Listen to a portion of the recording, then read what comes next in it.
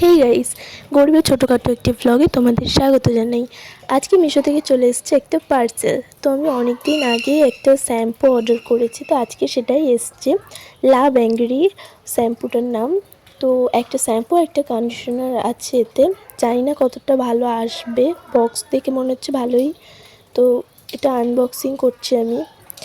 তো এই শ্যাম্পুটা আমি আসার দুদিন ইউজ করে তারপরে এই ভিডিওটা আমি ছাড়ছি।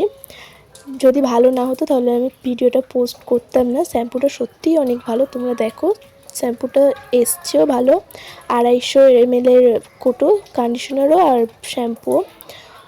এই শ্যাম্পুটার একটা ভালো জিনিস হচ্ছে, যাদের ড্রাই হেয়ার স্পেশালি তারা এটা নিতে পারো, কারণ এটা চুলটাকে অনেকটা স্মুথ করে অ্যান্ড সিল্কি করে।